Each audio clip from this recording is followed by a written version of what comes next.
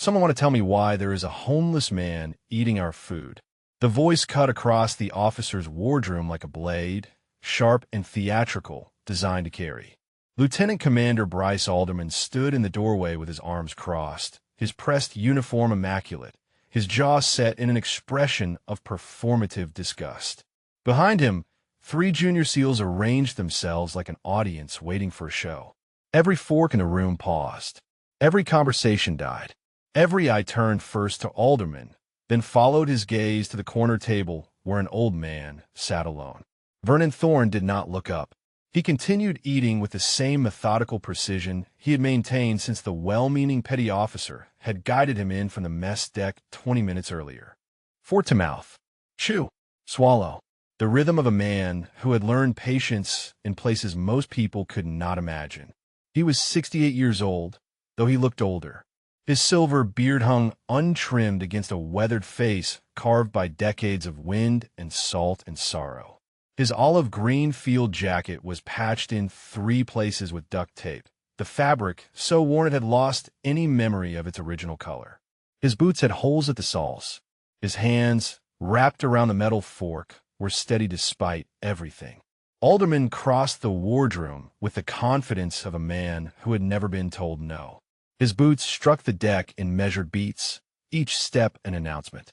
The junior SEALs followed at a respectful distance, their faces arranged in anticipatory smirks. The USS Theodore Roosevelt hummed beneath them all, nuclear reactors pushing the massive carrier through gray November waters off the Virginia coast. Somewhere above, on the flight deck, preparations continued for the Veterans Day memorial ceremony. Somewhere below, 5,000 sailors went about their duties unaware of what was unfolding in this room. Alderman stopped at Thorne's table. He pulled out a chair, spun it backwards, and sat down with his arms draped over the backrest. The posture was deliberately casual, deliberately dominant.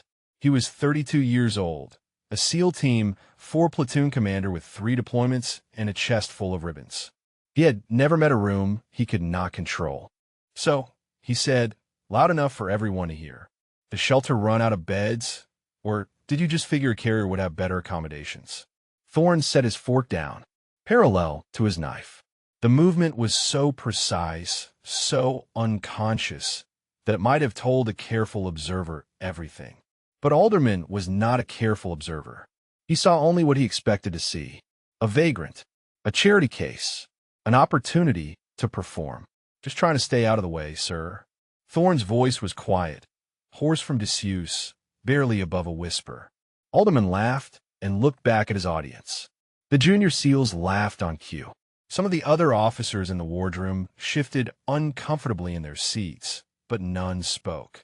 Rank had its privileges, and one of those privileges was the ability to make others complicit through silence. "Out of the way," Alderman repeated. He leaned closer, close enough that Thorne could smell his cologne mingling with coffee and arrogance. "You know where you are, right? This is the officer's wardroom of an aircraft carrier, not a soup kitchen." Thorne said nothing. He had learned long ago that silence was its own kind of armor. He kept his eyes on his plate, on the food that represented the first full meal he had eaten in 3 days. His hands remained still. His breathing remained even.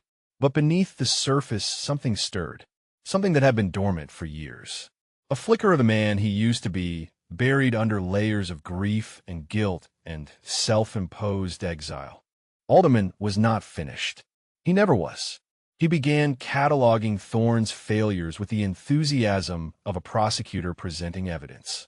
The state of his boots, the smell of his jacket, the audacity of accepting charity meant for real veterans.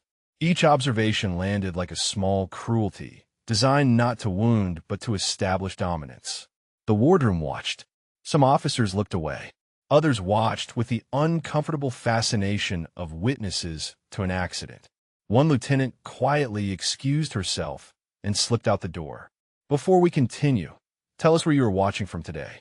Stories of hidden heroes like this one happen in every community, maybe even yours. You might have a quiet legend in your own neighborhood whose weathered appearance hides decades of sacrifice. Subscribe to our channel and let us know your city in the comments. Now let us continue. Alderman circled back to his central theme. He gestured at the dog tags barely visible beneath Thorne's threadbare collar. "Let me guess," he said. "Bought those at an army surplus store for $10. Maybe threw in a unit patch for authenticity." He looked back at his junior SEALs with a conspiratorial grin.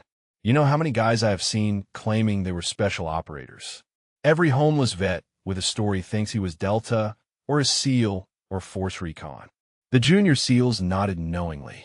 They were young, confident, trained to the razor edge of physical perfection. They had never known failure. They had never known what it meant to carry a weight so heavy it broke you. Thorne remained motionless.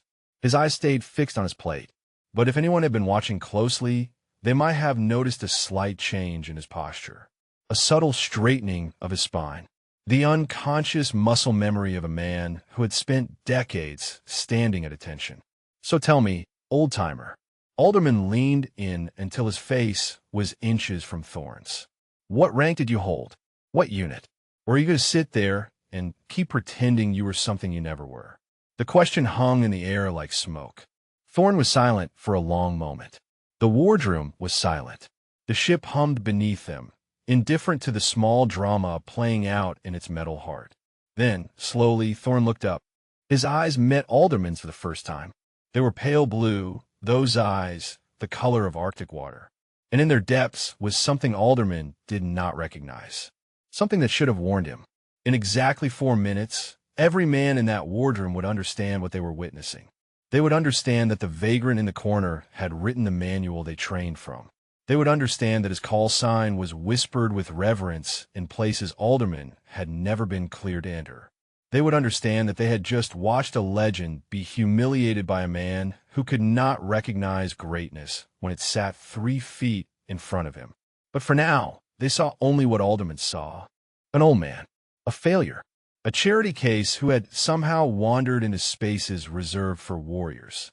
Alderman smiled, confident in his victory. He had no idea what was coming. The wardroom faded at the edges of Thorne's vision, Alderman's voice becoming distant static as memory pulled him under. It happened like this sometimes. A word, a smell, a particular quality of light, and suddenly he was somewhere else entirely. Somewhere 40 years gone. He was 26 years old, standing on the grinder at Coronado with sand still in his boots and salt still burning his eyes. Hell Week was 3 days behind him. The instructors who had tried to break him now stood at attention as the commanding officer pinned the trident to his chest. The weight of it surprised him. Such a small piece of metal to carry so much meaning. He remembered thinking that he had finally found his purpose, that everything before this moment had been prelude, that he was now part of something larger than himself, a brotherhood forged in suffering and sealed in blood. The memory shifted like tide water, pulling him forward through the years. He saw himself in the belly of a submarine, the hull groaning under pressure as they descended toward a depth the mission briefing had assured them was survivable. He saw himself swimming through black water, so cold it stopped thought. Only instinct remaining, only the training that had been beaten into his bones. He saw Sarah. She stood in the doorway of their small apartment in Virginia Beach, their daughter Rebecca balanced on her hip. The baby was 8 months old, with her mother's dark eyes and a laugh that could fill every empty space in his heart. Sarah smiled at him the way she always did when he came home, like he was the only solid thing in her world, like she had been holding her breath for months and could finally exhale. "Welcome home, sailor," she said. The memory fractured. He saw Rebecca at 5 years old, showing him a drawing she had made at school. A stick-figure family, 3 shapes holding hands. Daddy was the tallest one, wearing what she had carefully explained was his special work costume. He had missed her birthday that year, and the year before, and the year before that. He saw Rebecca at 12, watching him pack his sea bag with an expression he could not read. She had stopped asking when he would be back. She had learned that the question had no answer. He saw Sarah at the kitchen table, bills spread before her, worry lines etched around her eyes. He saw her at 43, still beautiful, still patient, still waiting for a husband who was more ghost than man. Then Grenada, October 25th, 1983. The memory hit him like a physical blow, the way it always did. Suddenly, he was there again, boots on foreign soil, the smell of gunpowder and tropical rain filling his lungs. Operation Urgent Fury. The rescue of American medical students at Grand Aunt's campus. Intelligence said light resistance. Intelligence was wrong. His team moved through the compound in pairs, clearing rooms with the precision of men who had rehearsed these movements 1,000 times. Dale Womack was on point. Always on point. Womack had a gift for reading spaces, for sensing danger before it materialized. He called it his church bell, said it rang in his chest whenever something was wrong. They approached the final building. Students were inside, terrified civilians who had never expected to become pawns in a geopolitical chess game. Extraction was 90 seconds out. 90 seconds, and they would all go home. Womack paused at the door. He looked back at Thorne, and something passed between them. An understanding that required no words. Whatever happens in there, Womack said, it ain't on you, Mav. We go together or not at all. Thorne nodded. He was covering the rear approach, watching the windows, trusting Womack to handle the breach. That was how it worked. That was how it had always worked. You trusted your brother with your life, and he trusted you with his. Womack breached. The grenade came through the window on Thorne's side. The window he should have seen. The window he had checked 30 seconds earlier and cleared. Time slowed the way it does in moments of absolute horror. Thorne saw the grenade arc through the shattered glass. Saw Womack turn, his eyes finding the threat before his body could react. Saw the decision form on his best friend's face in the space between heartbeats. Womack threw himself on the grenade. The explosion was thunder in a small room. Shrapnel tore through the air, a piece of it catching Thorne across the face, splitting the skin from temple to jaw. He felt the hot rush of blood, but did not feel the pain. Pain would come later. Pain would never stop coming. Womack was gone. His body had absorbed the blast, protecting the 4 students cowering behind an overturned desk. Protecting Thorne. Thorne crawled to him, pulled what remained of his best friend into his arms. Womack's eyes were still open, but whatever had lived behind them had already departed. 90 seconds later, extraction arrived. Thorne carried Womack's body onto the helicopter himself. He did not let go until they reached the ship. He did not speak for 3 days afterward. When they offered him the Navy Cross, he refused the ceremony, took the medal in an empty office with no witnesses, put in a drawer and tried to forget. But you do not forget. You carry it. You carry it until the weight breaks you or you find a way to set it down. Thorne had never found a way. The years after Grenada blurred together. More operations, more losses, a daughter who grew up without him, a wife who waited with patience he did not deserve. He wrote training manuals that were classified above his own clearance level. He developed techniques for cold water insertion that became standard doctrine. He trained a generation of SEALs who never knew his name, only his call sign, whispered in the halls of Coronado like a ghost story. Maverick, the one who broke the rules when the rules would have killed everyone. And then Sarah. The aneurysm came without warning. One moment she was making breakfast, humming a song from their wedding, and the next she was on the floor. By the time the ambulance arrived, she was gone.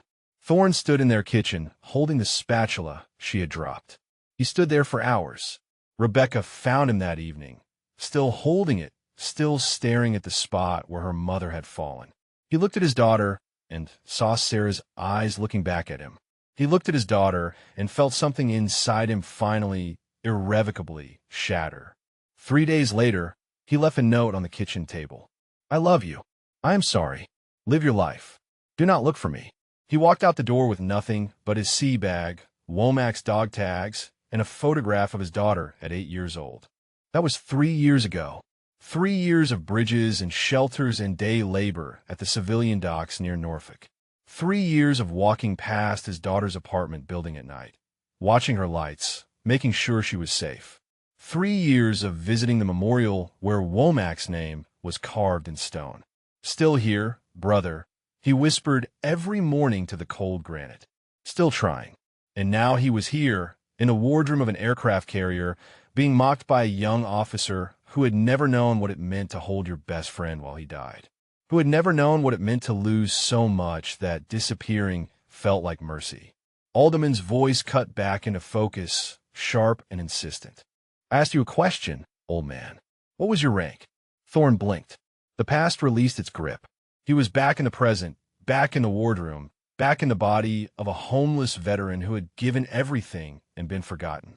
He looked at Alderman, at the young, confident face that had never been broken, at the medals on his chest that had never cost him anything he could not bear to lose.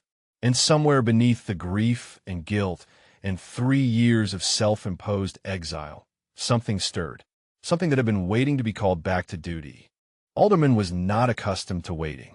He snapped his fingers in front of Thorne's face, the gesture sharp and dismissive, the kind of motion you might use to wake a dog. "Hello," he said. "Anyone home in there?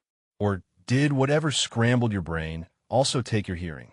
The junior SEALs behind him shifted their weight, eager for the next phase of the performance. One of them, a petty officer with a face too young for the trident on his chest, pulled out his phone and began recording. Content for the group chat, evidence of their lieutenant commander's dominance. Thorne remained still. His eyes had refocused, but something in them had changed. The resignation that had clouded the moments before had been replaced by something harder, something that should have served as warning. "I asked about your rank," Alderman pressed. "Your unit, your service record. Any of that ring a bell? Or should I just call security and have them escort you back to whatever bridge you crawled out from under?" The wardroom had grown more crowded. Word travels fast on a carrier, moving through passageways and up ladders with the speed of electricity. Officers who had been elsewhere found reasons to pass by the wardroom. They lingered in doorways, collected along the bulkheads, watching with the uncomfortable fascination of witnesses to something they knew was wrong but felt powerless to stop. Among them was Chief Petty Officer Diego Reyes. Reyes was the ship's senior enlisted advisor, a 15-year veteran with deployments to Afghanistan, Iraq, and 3 other places that did not officially exist. He had entered the wardroom to deliver a message to one of the junior officers, a routine task that should have taken 30 seconds. Instead, he stood frozen near the door, his eyes fixed on the old man in the corner. Something was wrong, or rather, something was right in a way that did not match what he was seeing. The homeless man sat with a stillness that Reyes recognized. It was the stillness of a sniper waiting for a shot. The stillness of a man who had learned to control every molecule of his body in situations where movement meant death. Reyes watched Thorne's hands. They rested on the table with fingers slightly curved, relaxed but ready. The positioning was specific, tactical, the kind of hand placement they taught at advanced combat schools, designed to allow maximum response speed from a position of apparent rest. He watched Thorne's eyes. They tracked Alderman with a precision that belied the weathered face and threadbare clothes. Every micro-movement cataloged, every potential threat assessed. This was not the gaze of a broken man. This was the gaze of a predator allowing itself to be mistaken for prey. Alderman noticed Reyes watching. He straightened slightly, aware of the new audience, eager to demonstrate his authority extended across rank structures. "Chief," he called out, "you believe this guy? Wandered in here claiming to be one of us. Probably thinks the free meal comes with a side of respect." Reyes did not respond immediately. His eyes moved from Thorne to Alderman and back again. When he spoke, his voice was carefully neutral. "Maybe we should let him finish his meal, sir. Veterans Day, and all." Alderman laughed, but there was an edge to it now. He did not like being questioned, even politely, even by a chief with more combat experience than his entire team combined. Veterans Day is for veterans, chief. Real ones, not guys who bought their dog tags at a pawn shop. He turned back to Thorne, emboldened by the growing audience. His voice rose, pitched to carry, to perform. "Let's see them," he demanded. "The tags. Take them off and hand them over. I can spot a fake from 10 feet away. Let's settle this right now." The wardroom held its breath. Thor did not move.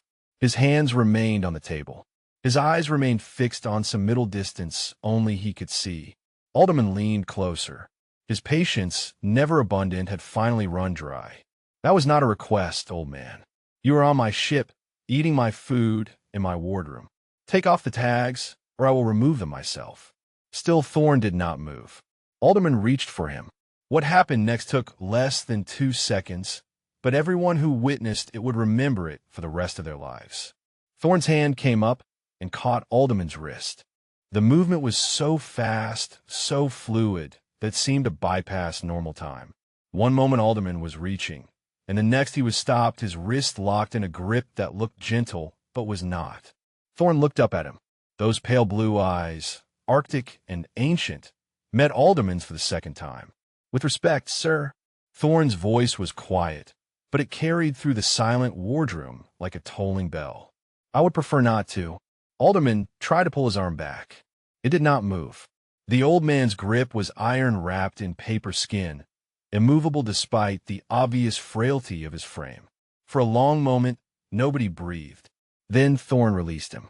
Alderman stumbled back a step, his face flushing red, his composure cracking for the first time. The junior SEALs behind him exchanged uncertain glances. This was not how the script was supposed to go.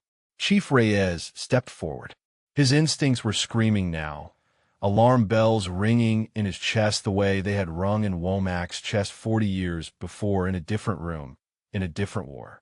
"Sir," he said to Alderman, "maybe we should step back and reassess." Alderman wheeled on him, humiliation transmuting to fury. "You do not tell me what to do, Chief. You do not give me orders." He jabbed a finger toward Thorne. "And you just assaulted an officer. You understand what that means. You understand the consequences." Thorne said nothing. He had lowered his hands back to the table, back to that relaxed, ready position. His face had returned to its mask of weathered patience. But something had shifted in the room. The other officers felt it. Chief Reyes felt it. Even the junior SEALs felt it, though they lacked the experience to name it. The old man in the corner was not what he appeared to be. Alderman was too angry to notice, too invested in his performance to read the changing current. He straightened his uniform, gathered his dignity like scattered papers, and pointed at Thorne with a trembling finger. "The tags," he said. "Now, or I'm calling the master-at-arms and having you thrown in the brig until we reach port." Thorne was silent for a long moment. The ship hummed beneath them. The reactors pulsed. 5,000 sailors went about their duties, unaware that in the officers' wardroom, a confrontation was reaching its breaking point. Finally, slowly, Thorne reached up to the chain around his neck. Chief Reyes held his breath. The junior SEAL with the phone kept recording. And somewhere, 3 decks below, Lieutenant Commander Rebecca Thorne Castellano received a message that there was a disturbance in the officers' wardroom requiring potential legal oversight. She set down her coffee and began walking toward the ladder. She had no idea that in the next few minutes, her entire world was about to change. Thorne's fingers closed around the chain. The metal was warm from his body heat, worn smooth by 3 years of constant contact. 2 sets of tags hung from that chain. His own, and the ones he had taken from Dale Womack's body 40 years ago in a room that still smelled like blood and cordite in his dreams. He did not remove them. Not yet. Instead, he held them through his shirt, feeling their weight, their meaning, the decades of service and sacrifice they represented. Alderman watched with the impatience of a man who had never learned to wait for anything. But Thorne's mind was elsewhere. It was with Womack again, the way it always was when he touched those tags. Not the death this time, but the life. He remembered meeting Dale Womack at BUD/S in the summer of 1977. Womack was from a small town in Georgia, the son of a Baptist preacher who had sent his boy off to war with a Bible and a warning. "The Lord tests those he loves most," his father had written in the inscription. "Pass the test, son." Womack passed. They all passed, the ones who made it, though passing meant different things to different men. For some it meant surviving Hell Week. For others it meant learning to kill without hesitation. For Womack, it meant finding a family he had never known he was missing. They became brothers in the way only men who suffer together can become brothers. They shared rations and secrets and the particular silence that follows combat.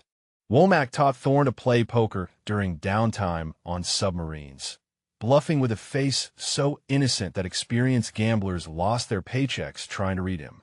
Thorne taught Womack to shoot at distances that seemed impossible, to read wind and elevation and the subtle curvature of the earth.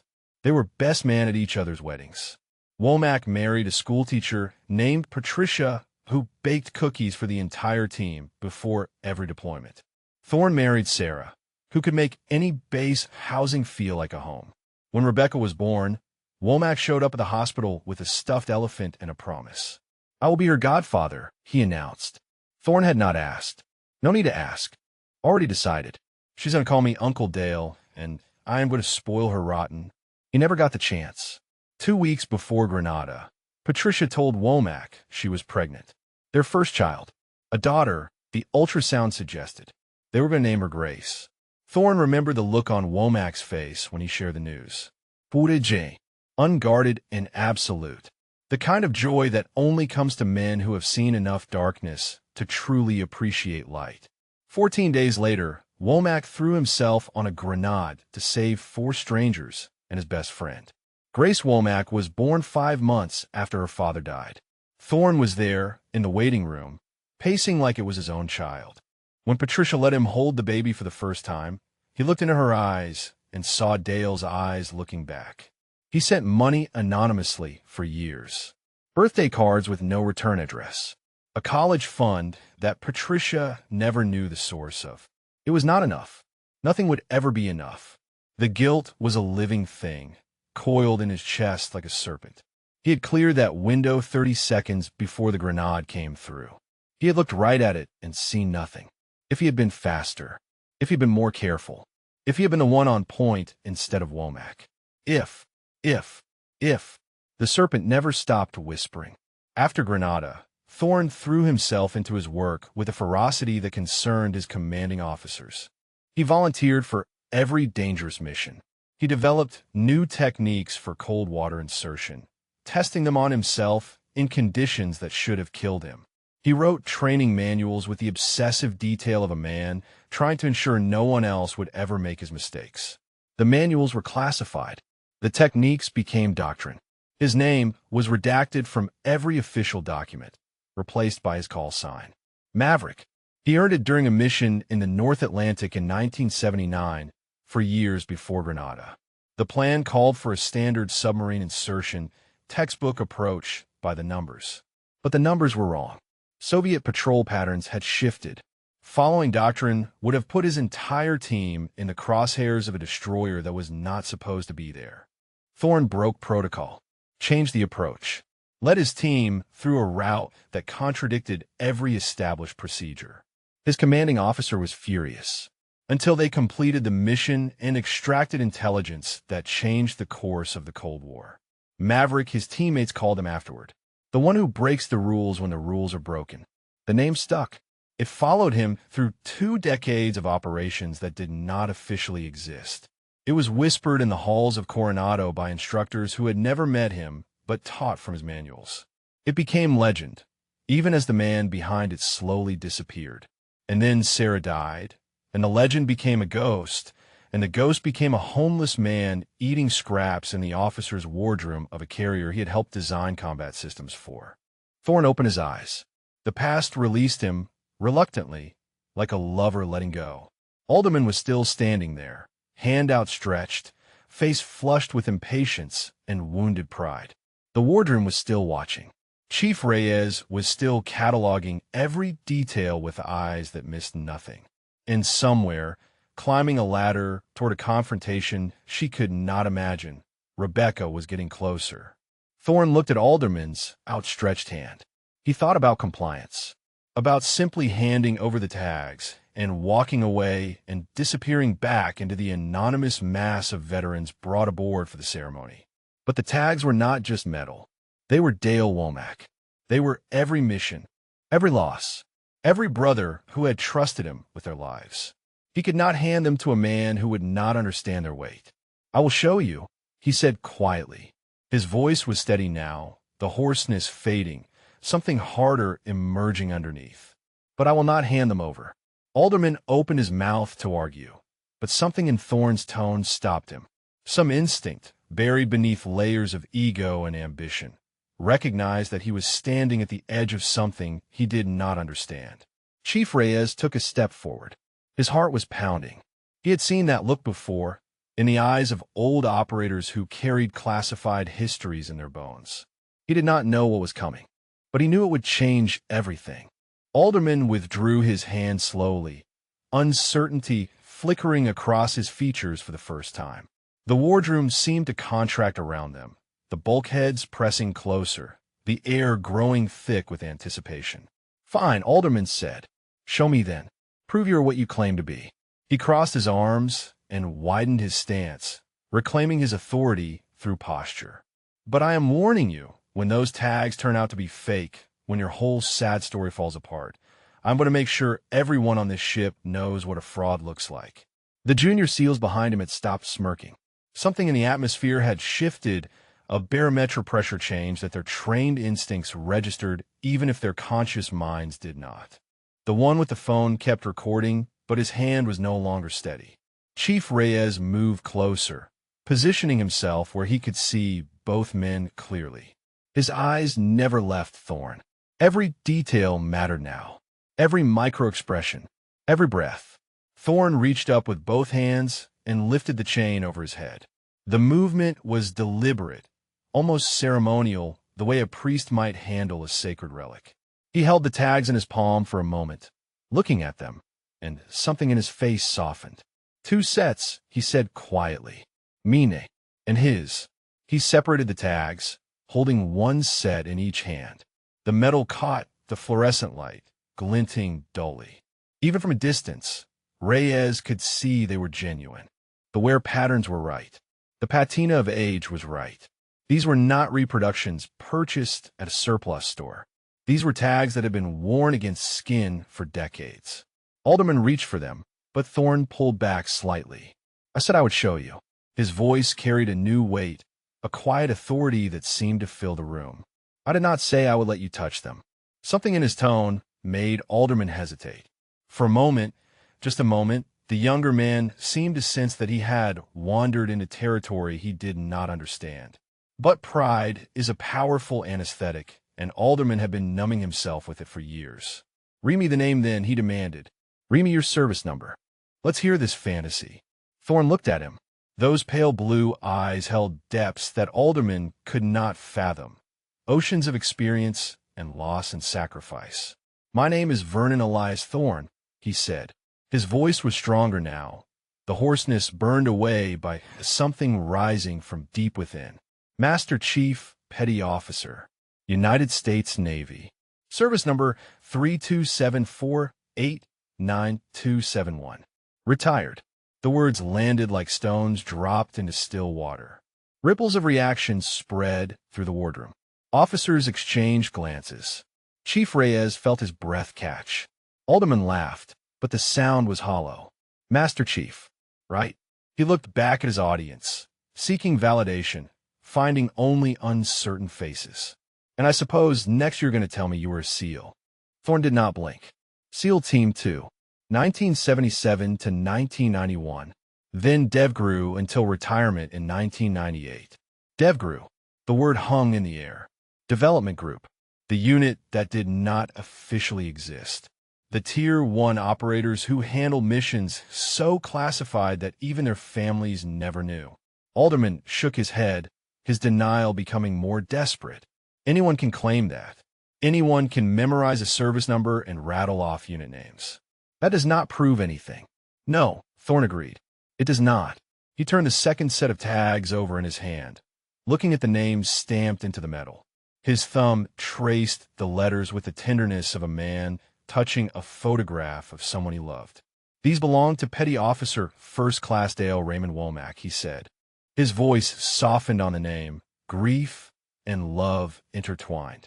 "SEAL Team 2, service number 298765543.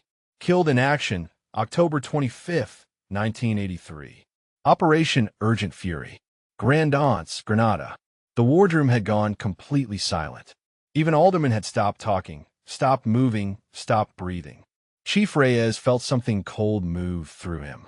He knew that operation. Every SEAL knew that operation.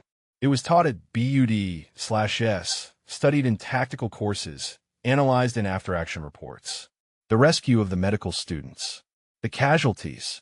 The heroes. Thorne continued, his voice taking on the cadence of a man reciting coordinates burned into his memory. We breached the final building at 0347 local time. 4 American students inside. Civilians terrified. Extraction was 90 seconds out. We had cleared the compound. We thought we were done. He paused. The silence was absolute. The grenade came through a window on the east side. The window I had cleared 30 seconds before. I missed him. The shooter in the building across the street. I looked right at that window, and I did not see him. His hand tightened around Womack's tags. Dale was on point. He saw the grenade before anyone else. He had maybe 2 seconds to react. 2 seconds to make a choice. Thorne's voice cracked, just slightly, just enough to reveal the fault lines beneath the surface. He threw himself on it, absorbed the blast with his body. Saved 4 students. Saved me. Shrapnel caught me here. He touched the scar that ran from his temple to his jaw, the raised tissue white against his weathered skin. This is what I have left of him. These tags. This scar. And 40 years of wondering why he died and I did not. Nobody moved. Nobody spoke. The only sound was the hum of the ship, the pulse of the reactors, the mechanical heartbeat of a vessel that had no idea what was unfolding in its wardroom. Alderman stood frozen. His face had gone pale, his confident posture collapsed, his certainty crumbling like a sandcastle before a wave. Chief Reyes stepped forward. His legs felt unsteady, his heart hammering against his ribs.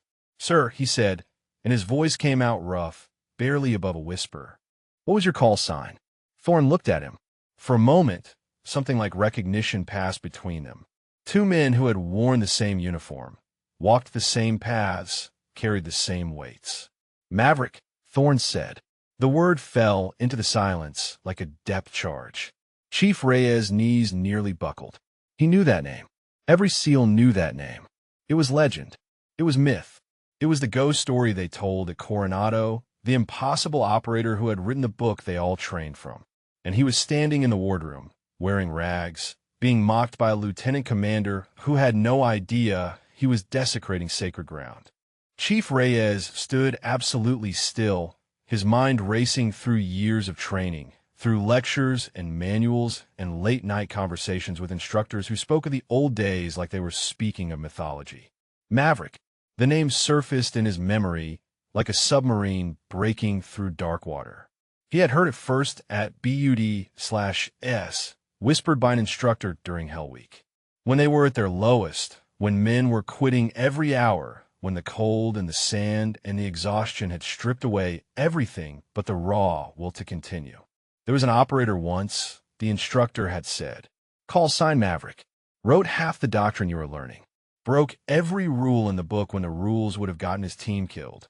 They studied his missions at the War College. Still do." Reyes had assumed the man was dead. Everyone assumed he was dead. Legends like that did not retire to quiet lives.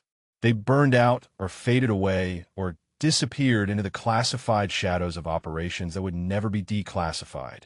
They did not end up homeless, eating scraps in wardrooms, being mocked by officers who did not know they were standing in the presence of history. "Sir." Reyes' voice cracked on the word. He cleared his throat and tried again. "Sir, did you say Maverick?" Thorne nodded slowly. His face was unreadable, a mask carved by decades of training and loss. Alderman looked between them, confusion and the first stirrings of fear replacing his earlier contempt. He did not understand what was happening. He could not understand. He had spent his career in a Navy that had forgotten its ghosts. "What is going on?" he demanded. "Chief, you know this man." Reyes shook his head, but his eyes never left Thorne.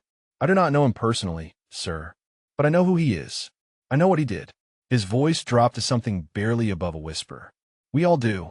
Everyone who has ever worn the trident knows." The wardroom stirred. Officers who had been watching in uncomfortable silence began to murmur among themselves. The junior SEALs behind Alderman exchanged glances, their phones forgotten, their smirks long vanished. One of them, the petty officer who had been recording, took a step forward. His face had gone pale. "Maverick," he repeated. "From the Arctic Insertion Manual. The Cold Water Protocols." Thorne looked at him. "That was a long time ago, son." The young SEAL swallowed hard. "We still use those protocols, sir. Every cold water op runs on procedures you developed. My instructor at Coronado said they saved more lives than any other doctrine in special warfare." Thorne said nothing. His hand still held Womack's dog tags, thumb moving absently over the stamped letters. Alderman was shaking his head, denial fighting against the dawning realization that he had made a catastrophic error. "This is insane.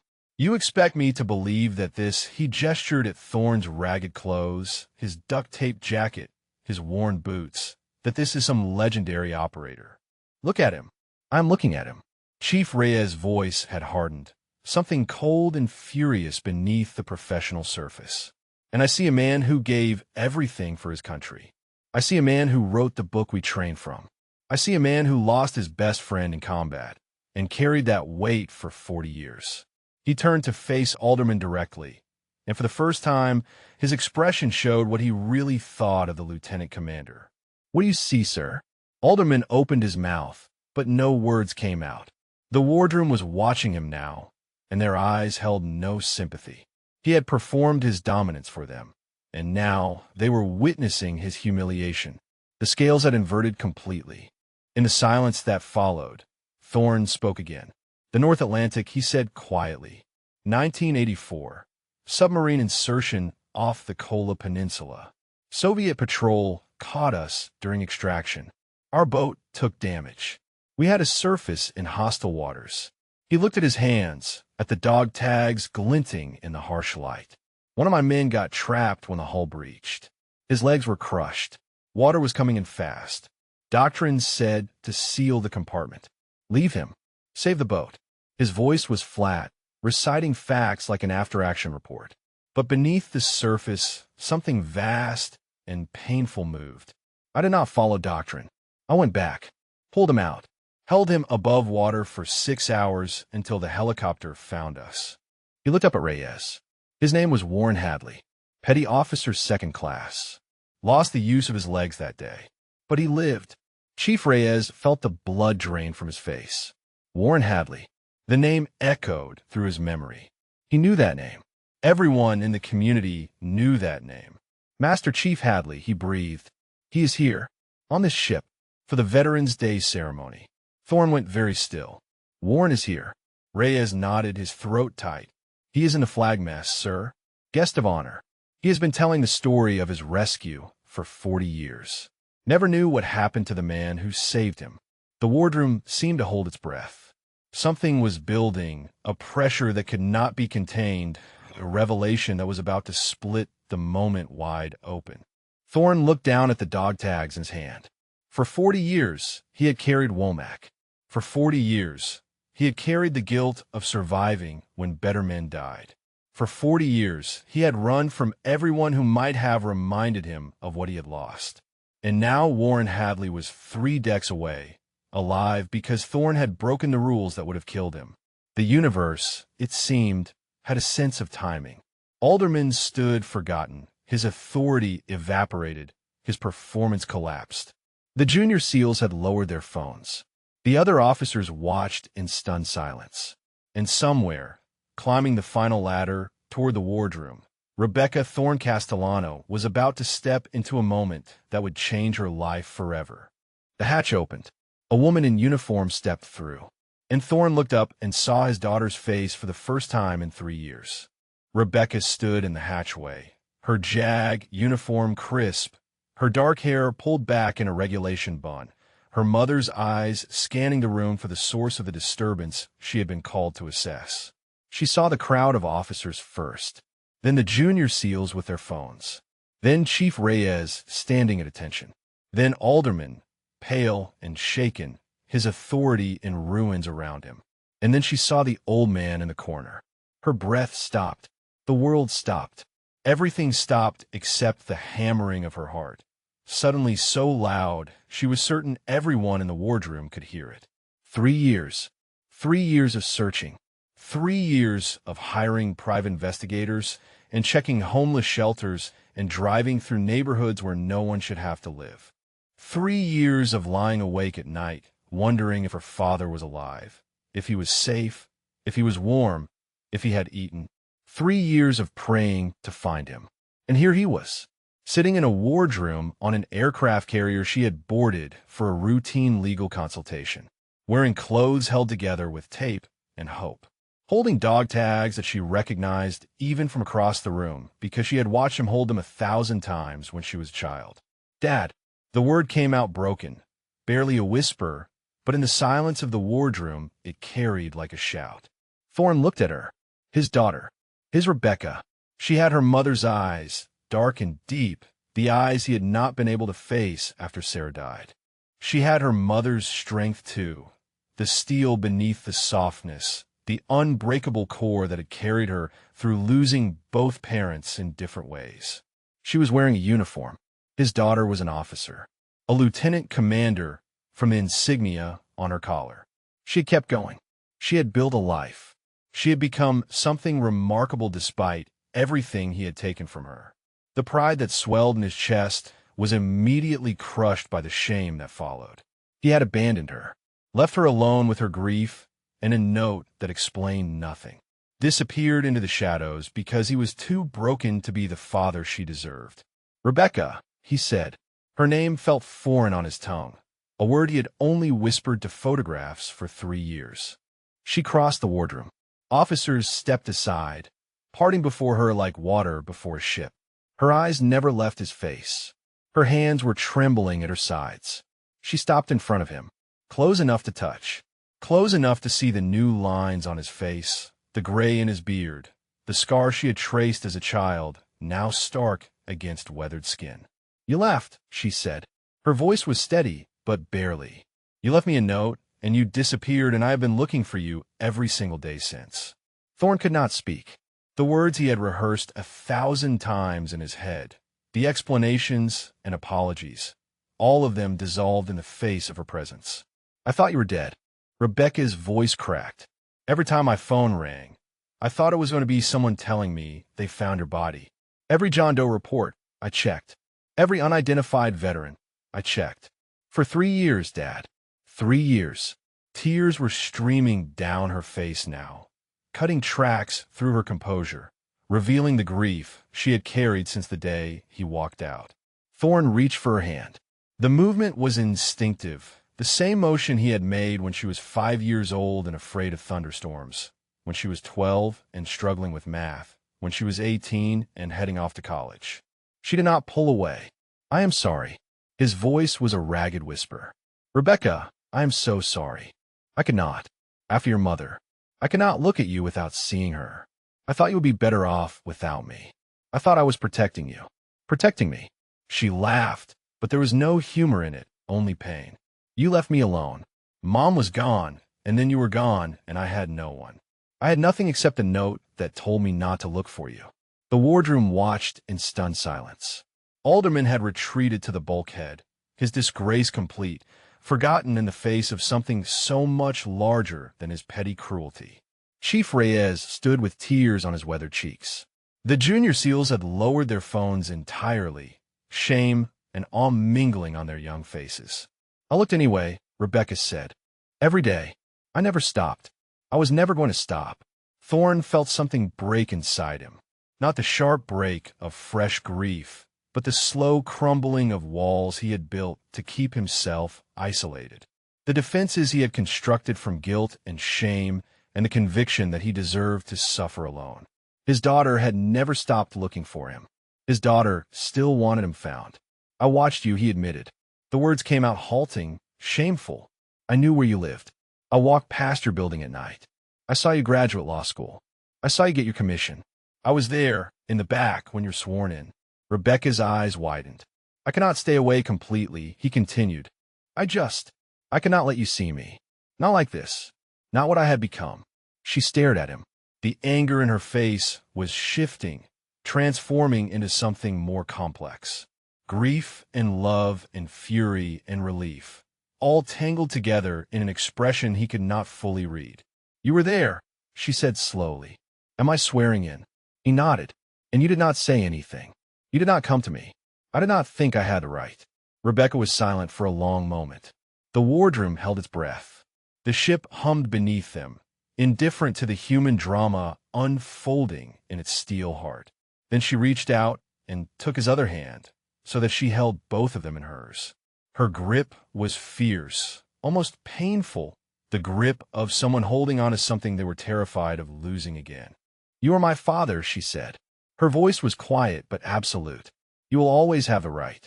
Thorn looked at his daughter, at the woman she had become, at the strength she had built from the wreckage he had left behind. And for the first time in 3 years, he allowed himself to believe that maybe, just maybe, he did not have to carry this weight alone. The moment stretched between them, father and daughter, hands clasped, 3 years of silence finally broken. The wardroom remained frozen, officers and sailors alike bearing witness to something they knew they had no right to see but could not look away from. Chief Reyes was the first to move. He stepped back quietly, pulling out his phone, and began typing a message with fingers that trembled slightly. The message was short, direct, addressed to the petty officer assigned to assist Master Chief Hadley in the flag mess. Bring him to the officer's wardroom. Now, do not ask questions. Just bring him. The reply came seconds later. A single word. Understood. Reyes pocketed his phone and looked at Thorn. The old man was still holding his daughter's hands, still looking at her, like she was a mirage that might dissolve if he blinked. The legendary operator, the ghost of Coronado, the man who had written doctrine and saved lives and disappeared into myth, was crying silently. Tears tracked down his weathered face, catching in the grooves of his scar, dripping from his silver beard. Rebecca was crying too, but she was also smiling. The smile of someone who had been lost in darkness for years and had finally found a light to follow home. How did you end up here? She asked softly. On this ship. Today. Thorn shook his head slowly. Veterans Day cruise. They brought a group of us from a shelter near Norfolk. I did not know you would be here. I did not know anyone would be here. He paused, looking around the wardroom as if seeing it for the first time. I almost did not come, he admitted. I almost stayed behind. But something, I do not know, something told me I needed to be here today. Rebecca squeezed his hands. Maybe Mom, she said quietly. Maybe she is still looking out for us. Thorn closed his eyes. Sarah, his anchor, his compass. The woman who had waited for him through deployment after deployment, who had raised their daughter while he chased ghosts across 3 oceans, who had loved him even when he forgot how to love himself. Maybe, he whispered. The hatch opened again. Every head turned. A wheelchair appeared in the doorway, pushed by a young petty officer who looked confused and slightly alarmed. In the wheelchair sat a man in his 70s, his dress uniform immaculate, his chest heavy with medals, his legs covered by a blanket that could not hide their stillness. Master Chief Warren Hadley. His white hair was cropped short in the old style, and his face bore the map of a life spent in service. Deep lines around his eyes, a jaw that had been broken and reset at least twice. Hands that rested on the arms of his wheelchair with the quiet stillness of a man who had made peace with what he had lost. He looked around the wardroom, clearly uncertain why he had been summoned. His eyes moved over the crowd of officers, the junior SEALs pressed against the bulkhead, the woman in JAG insignia holding hands with a homeless man in the corner. And then his eyes found Thorn.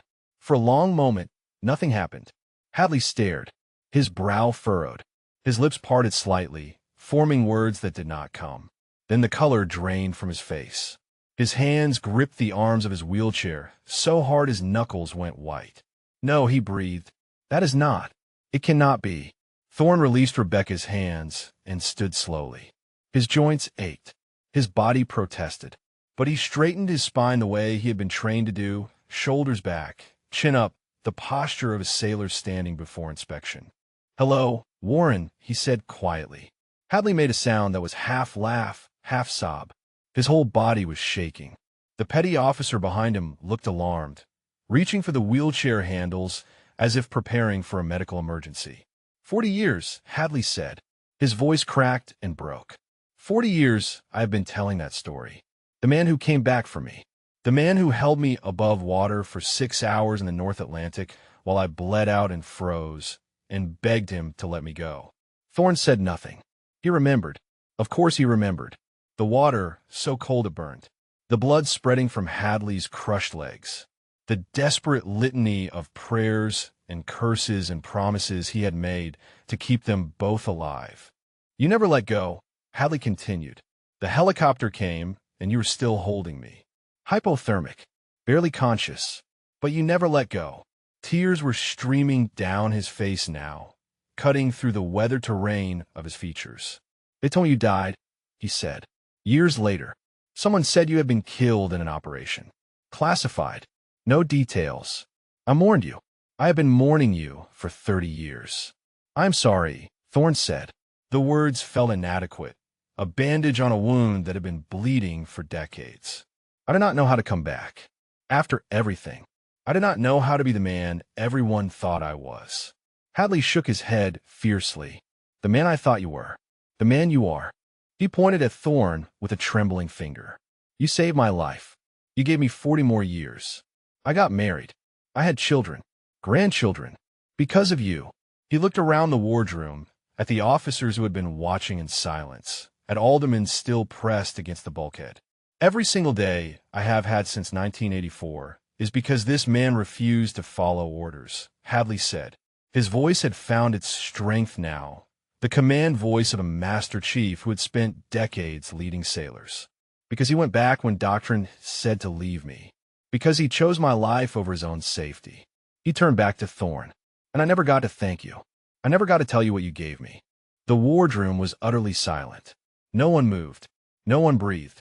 Hadley reached up and began unpinning something from his chest. His hands were shaking, but his movements were deliberate. When he finished, he held out his hand. In his palm lay a silver trident, worn smooth by 40 years of wear. The same trident that had been pinned to his chest in 1976, that had seen every operation, every loss, every triumph of his career. This belongs to you, Hadley said. It always did. Thorne stared at the trident, the symbol of everything he had been, everything he had lost, everything he had tried to forget. Warren, he started. Take it. Hadley's voice was firm. Take it and remember who you are. Not who you became, but you have always been. Thorne reached out slowly. His fingers closed around the trident, and something that had been broken for 40 years began, at last, to heal. The trident felt impossibly heavy in Thorne's palm. Such a small piece of metal to carry so much meaning. He had held his own once, decades ago, when it was pinned to his chest at Coronado. That one was gone now, lost somewhere in the years of wandering, pawned or stolen, or simply misplaced in the fog of grief that had swallowed him whole. But this one had been worn by a man whose life he had saved. This one had seen 40 years of service he had made possible. This one meant something different, something more. I cannot accept this, Thorne said quietly. Warren, this is yours. You earned it. Hadley shook his head, a fierce light burning in his rheumy eyes. I earned it because you gave me the chance to. Every operation I ran after 1984, every sailor I trained, every mission I completed, that was all borrowed time. Time you gave me when you pulled me out of that water. He wheeled himself closer, the petty officer behind him stepping back to give him room. Do you know what they told my wife? Hadley continued. When they thought I was going to die, they told her that a man had gone back for me against orders, that he had held me for 6 hours in water that should have killed us both. They told her they did not know his name because everything about the operation was classified. His voice broke slightly. She prayed for you every night for 40 years, even after they said you were dead. She said a man like that deserved prayers whether he was alive or not. Thorne felt something crack inside him. Another wall crumbling. Another defense giving way. She passed 2 years ago, Hadley said softly. Cancer. But before she went, she made me promise that if I ever found you, I would tell you something. What? Thorne managed. She said thank you. Hadley's tears flowed freely now. She said thank you for giving her a husband, for giving her children a father, for giving her grandchildren she would never have had if you had followed orders that day. The wardroom was weeping. Officers with decades of service wiped their eyes without shame. The junior SEALs who had smirked at Thorne's poverty stood with tears cutting tracks down their young faces. Even Alderman, pressed against the bulkhead, had tears streaming down his cheeks. Chief Reyes stepped forward. His voice was rough when he spoke. "Sir," he said to Thorne, "I need to make a call. With your permission." Thorne looked at him, confusion cutting through the emotional storm. "There are people who need to know you are alive," Reyes explained. "People who studied your missions, who trained from your manuals, who thought you were a legend from another era, gone forever." He paused. "And there's an admiral aboard this ship who sits on the Armed Services Committee. She studied your classified files when she was in intelligence. She has been trying to get you posthumously recognized for 30 years. Thorne shook his head slowly. "I do not want recognition. I do not deserve parades or medals. I just want—" He stopped. What did he want? For so long he had wanted nothing except to disappear, to fade into the anonymous mass of broken men who haunted the margins of society, to punish himself for surviving when better men had died. But now his daughter was standing beside him. Now Warren Hadley was looking at him with gratitude that had aged 40 years and never diminished. Now a room full of sailors was seeing him not as a vagrant, but as something else entirely. "What do you want, Dad?" Rebecca took his hand again. Her grip was warm and strong and real. "Tell me what you want." Thorne looked at her, at this woman who had grown up without him, who had become an officer in the Navy he had served, who had never stopped searching even when everything told her to give up. "I want to come home," he said. The words surprised him. They came from somewhere deep, somewhere he had locked away 3 years ago when he walked out the door. "I want to stop running. I want to be your father again." Rebecca made a sound that was half laugh, half sob. She pulled him into an embrace, wrapping her arms around him, holding him the way he had held her when she was small and the world was frightening. "You never stopped being my father," she whispered against his shoulder. "You just forgot how to find your way back." Thorne held his daughter. He breathed in the scent of her hair, so like Sarah's, so achingly familiar. He felt her heart beating against his chest, strong and steady, the heart of a woman who had survived losing everything and built herself back up from the ruins. Behind them, Hadley watched with tears still flowing. Chief Reyes stood at attention, his phone forgotten in his hand. The wardroom remained frozen in the amber of this moment, witnesses to a resurrection they would remember for the rest of their lives. And in the corner, still pressed against the bulkhead, Lieutenant Commander Bryce Alderman watched it all unfold. The homeless man he had mocked, the legend he had desecrated, the father reuniting with his daughter, the brother reuniting with his brother in arms. He thought about every word he had spoken, every sneer, every cruel joke delivered for the entertainment of his junior officers.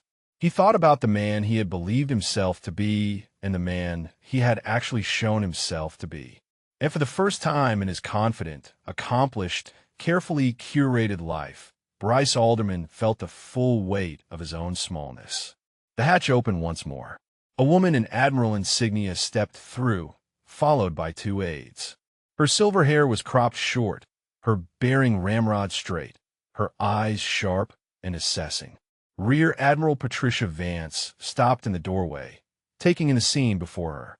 The crying officers, the wheelchair-bound Master Chief, the JAG Lieutenant Commander embracing a homeless man in rags. "Someone," she said calmly, "needs to tell me what is happening in my wardroom." Chief Reyes stepped forward, straightened to attention, and spoke 3 words that would change everything. "Admiral, is Maverick?" Admiral Vance did not move. She stood in the hatchway, her sharp eyes fixed on Thorne, processing what Chief Reyes had just said. The aides behind her exchanged uncertain glances, unsure whether to advance or retreat. "Maverick," she repeated slowly.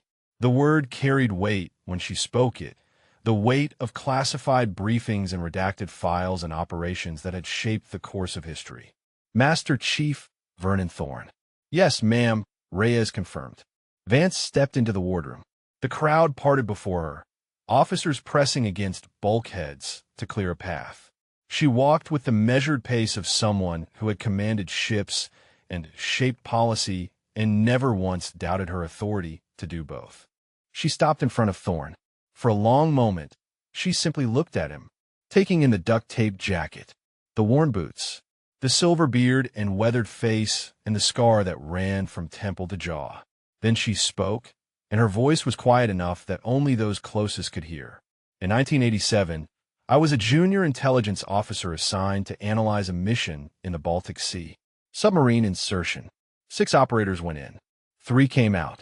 The operation recovered intelligence that prevented a Soviet first strike capability from going undetected for another decade. She paused. The mission report was classified above my clearance level, but I read enough to know that one operator held the extraction point alone for 9 hours while the others completed the objective. He took 11 rounds of enemy fire and kept fighting.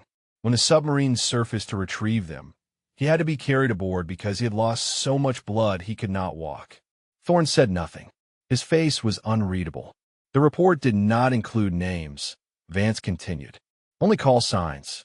The operator who held that position was designated Maverick. She reached into her uniform pocket and withdrew a folded piece of paper. Old paper, yellowed with age, creased for being handled many times. I have carried this for 37 years, she said. A copy of the commendation that was never publicly awarded. I kept it because I wanted to remember that men like this existed, that service like this was possible. She unfolded the paper and read aloud. For extraordinary heroism in combat operations against hostile forces, Master Chief Petty Officer Vernon E.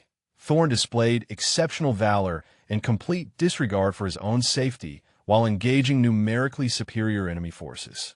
His actions directly resulted in the successful completion of a mission vital to national security and the survival of 5 fellow operators. Master Chief Thorne is recommended for the Navy Cross. She lowered the paper. The recommendation was approved. The ceremony was scheduled, and then you disappeared. Thorne finally spoke. His voice was rough. I cannot accept it. After Grenada, after Dale, standing on a stage, accepting medals, felt like a betrayal of everyone who did not come home. Vance nodded slowly. She understood. Anyone who had served long enough understood.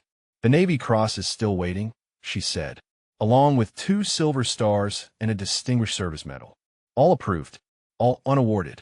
Your file is thicker than most officers who made admiral. She looked around the wardroom, at the officers wiping their eyes, at Hadley in his wheelchair, at Rebecca still holding her father's hand, at Alderman, pale and trembling against the bulkhead. I reviewed your service record when I was on the promotion board, she continued. I argued for years that you deserved recognition, that your contributions to special warfare doctrine saved hundreds of lives, that the techniques you developed are still used today by every SEAL team in the fleet. Her voice hardened slightly, and I was told that you were dead, that you had been killed in a classified operation in 1995, that there was no point in posthumous recognition for a man whose service could never be publicly acknowledged. She turned back to Thorne. They lied to me, or they believed a lie themselves. Either way, I have spent 30 years honoring a ghost, and now that ghost is standing in front of me, wearing rags and holding dog tags that should be in a museum. Admiral, Thorne started, but she held up a hand. I'm not finished. She turned to Alderman. The lieutenant commander seemed to shrink under her gaze. You, she said. Her voice was cold. What is your name and rank? Alderman swallowed hard. Lieutenant Commander Bryce Alderman, ma'am. SEAL Team 4. And what exactly were you doing when I walked in, Lieutenant Commander? Alderman opened his mouth, closed it, opened it again. No words came. Chief Reyes spoke instead. Sir was questioning the legitimacy of Master Chief Thorne's service, Admiral. He demanded that Master Chief Thorne remove his dog tags and accused him of stolen valor. The temperature in the wardroom seemed to drop 10 degrees. Vance turned back to Alderman. Her expression was unreadable, which somehow made it worse. You accuse this man of stolen valor, she said quietly. This man, who has more confirmed operations than your entire team combined, who wrote the manual you trained from, who saved more lives than you will ever know, because most of his service is still classified above your clearance level. Admiral, I did not know, Alderman stammered. He looked like a vagrant. I thought. You thought, Vance repeated. You thought that appearance determines worth.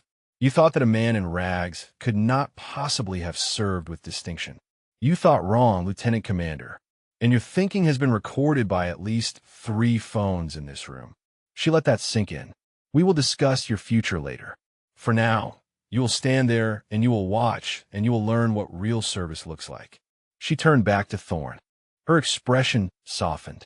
Master Chief, she said, on behalf of the United States Navy, I owe you an apology. We failed you. The system that should have supported you after your service instead lost track of you entirely. That failure is inexcusable. Thorne shook his head. I ran, Admiral. I chose to disappear. That is not the Navy's fault. Perhaps, Vance acknowledged. But we should have looked harder. We should have found you before you ended up in a shelter, being brought aboard a carrier as a charity case. She straightened. That ends today. By the authority vested in me, I am reinstating your full benefits and back pay effective immediately. I'm also formally inviting you to attend the Veterans Day ceremony on the flight deck as a guest of honor. She paused, and when we return to port, we're going to hold the awards ceremony that should have happened 30 years ago. The Navy Cross, the Silver Stars, all of it. Thorne looked at her, at his daughter, at Hadley in his wheelchair, at the room full of officers who had watched him be humiliated and were now watching him be restored. I do not need medals, he said quietly. I do not need recognition. He looked down at the trident Hadley had given him, still clutched in his hand. I just need to remember who I was, and find a way to become someone my daughter can be proud of again. Rebecca squeezed his hand. I have always been proud of you, Dad, she said. Always. The Veterans Day ceremony began at 1,400 hours on the flight deck of the USS Theodore Roosevelt. November wind cut across the open expanse, carrying salt spray and the distant cry of gulls. The sky was gray and vast, stretching to every horizon, meeting the darker gray of the Atlantic in a seamless line. 5,000 sailors stood in formation, their dress uniforms crisp against the cold, their faces turned toward the elevated platform where the dignitaries sat. Vernon Thorne sat in the front row. He was still wearing his duct-tape jacket. Admiral Vance had offered to find him a uniform, but he had declined. If they were going to honor him, they would honor him as he was. Not as a polished symbol, but as a man who had fallen and was only now beginning to stand again. Rebecca sat beside him, her hand never leaving his. On his other side, Master Chief Hadley had positioned his wheelchair as close as possible, refusing to be separated from the man who had given him 40 years of borrowed life. Behind them, the wardroom officers had assembled in a block. Chief Reyes stood at attention among them. The junior SEALs who had smirked at Thorne's poverty that morning now stood with faces solemn and eyes red. The petty officer who had recorded the confrontation had already uploaded the video to his social media, where it was spreading like wildfire through the veteran community. Alderman was not present. Admiral Vance had confined him to quarters pending a formal investigation. His career, so carefully cultivated, so proudly displayed, was effectively over. By the time the carrier reached port, the video would have millions of views. By the end of the week, his name would be synonymous with everything wrong with how society treated its forgotten veterans. The ceremony proceeded with military precision. Prayers were offered. Speeches were given. The names of the fallen were read aloud, each one a weight added to the collective memory of those assembled. When Dale Womack's name was called, Thorne closed his eyes. Petty Officer First Class Dale Raymond Womack, the reader intoned. United States Navy. SEAL Team 2. Killed in action, October 25, 1983. Operation Urgent Fury. Thorne felt Rebecca's hand tighten on his. He felt Hadley reach over and grip his shoulder. He felt the presence of 5,000 sailors standing in silent tribute to a man who had died 40 years ago so that others might live. Still here, brother, he whispered. Still trying. The ceremony continued. More names. More prayers. More moments of silence that stretched toward eternity. And then Admiral Vance approached the podium. Before we conclude, she said, her voice carrying across the flight deck through the speakers, I need to share something with you. Something that happened aboard this ship just a few hours ago. The assembled sailors stirred slightly, uncertain what was coming. This morning, Vance continued, a group of homeless veterans were brought aboard as part of our Veterans Day outreach. One of those veterans was subjected to ridicule and humiliation by an officer who judged him solely on his appearance. Her voice hardened. That officer demanded the veteran remove his dog tags, accusing him of stolen valor. He mocked his service. He threatened him with arrest. He did everything in his power to strip that man of his dignity. She paused, letting the words settle. The veteran he mocked was Master Chief Petty Officer Vernon Thorne. Call sign Maverick. 42 years of service. Multiple Navy crosses recommended. Classified operations spanning 3 decades. The author of tactical doctrines still used by every SEAL team in the fleet. A murmur rippled through the formation. Heads turned, searching for this legendary figure among the dignitaries. Vance gestured toward the front row. Master Chief Thorne, would you please stand? Thorne hesitated. Rebecca squeezed his hand. Hadley nodded firmly. Slowly, painfully, using the chair in front of him for support, Vernon Thorne rose to his feet. 5,000 faces turned toward him. 5,000 sailors saw the duct-tape jacket, the worn boots, the silver beard and weathered face, and the scar that told its own story. And then, starting somewhere in the back of the formation, someone began to clap. The applause spread like a wave. It built and grew and thundered across the flight deck until it drowned out the wind and the gulls, and even the distant thrum of the ship's reactors. 5,000 sailors, clapping and cheering and crying, pouring out their respect for a man who had given everything and asked for nothing in return. Thorne stood frozen. He did not know how to receive this. He had spent 3 years hiding from the world, convinced he deserved nothing but contempt. And now, 5,000 people were telling him otherwise. Rebecca stood beside him. She was crying and laughing at the same time. They see you, Dad, she said over the roar. They finally see you. Thorne looked out at the sea of faces, at the young sailors who had never known war and the old sailors who carried its scars, at the officers and enlisted, the men and women, all united in this moment of recognition. He saw Chief Reyes, standing at attention with tears streaming down his face, saluting.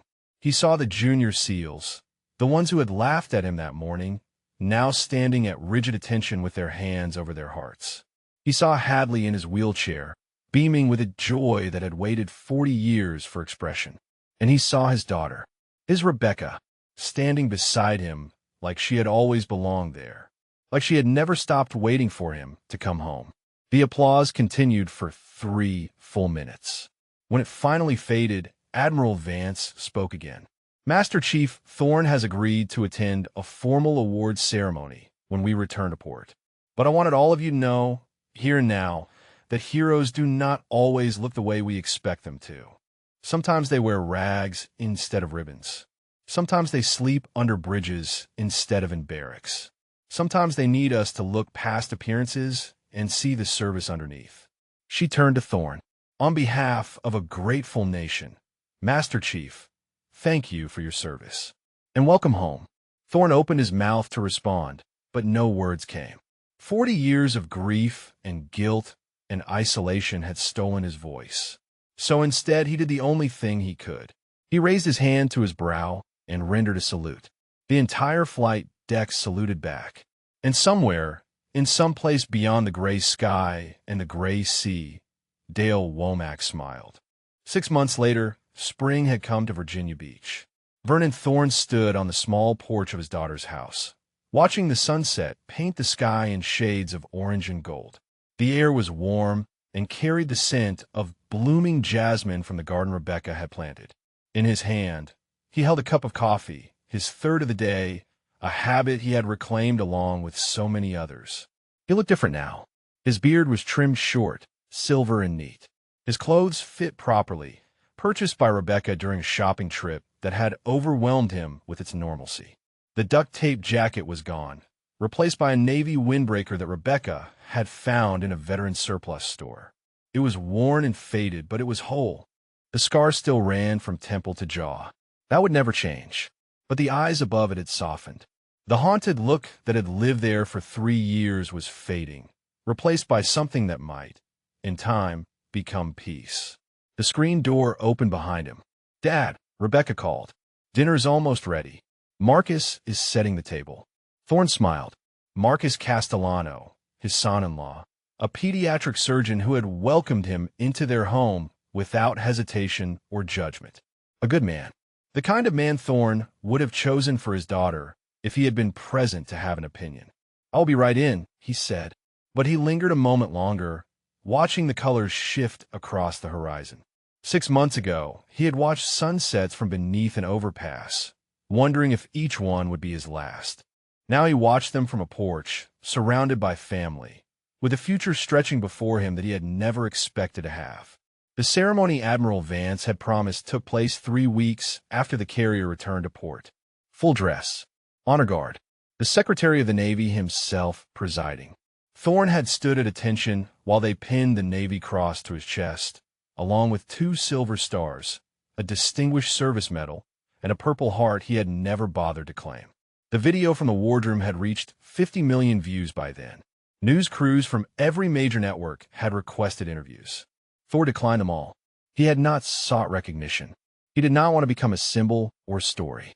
He just wanted to live whatever years remained to him in the presence of people who loved him. The Navy had restored his full pension and back pay, a sum that made Rebecca gasp when she saw the deposit. Thorne had immediately donated half of it to veteran support organizations. The rest he put in a trust for his future grandchildren, a concept that still made him dizzy when he thought about it.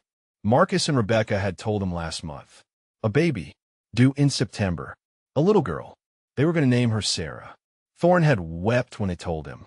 Not the silent tears of grief he had grown accustomed to, but great heaving sobs that shook his entire body.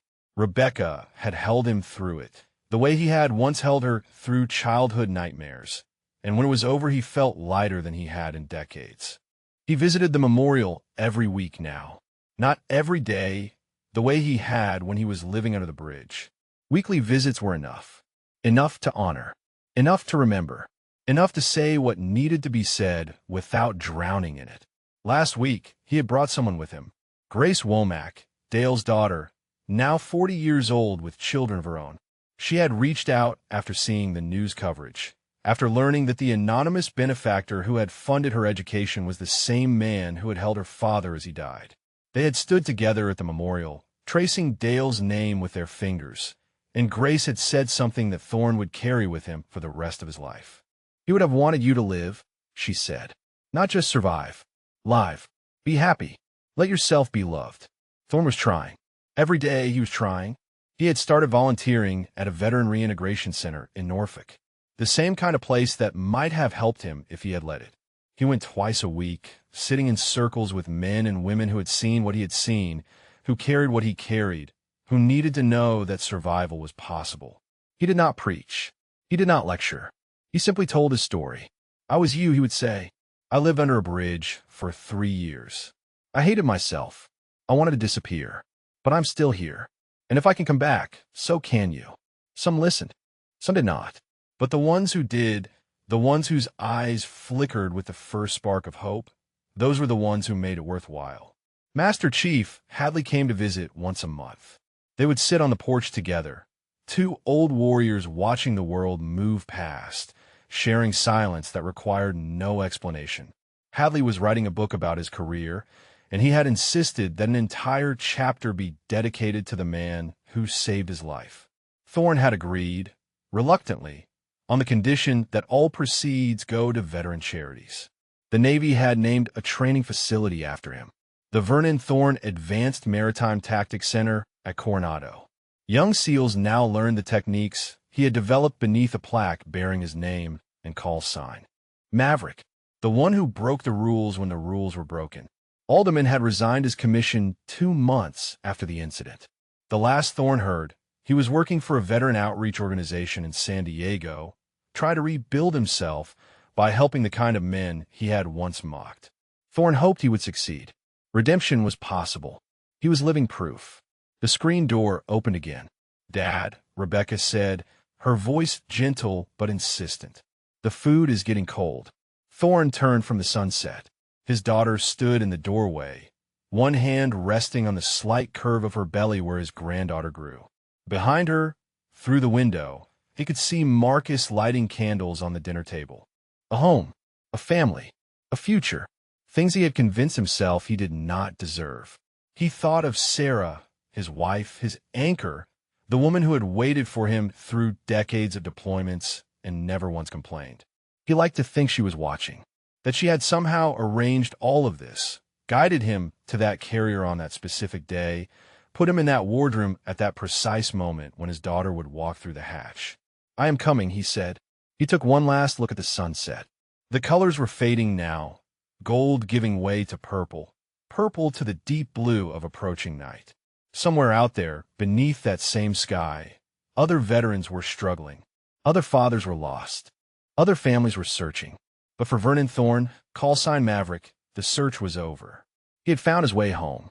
If this story moved you, if it reminded you that second chances are possible and that heroes can be found in the most unexpected places, please subscribe to our channel. And right now on your screen, you will see another incredible story waiting for you.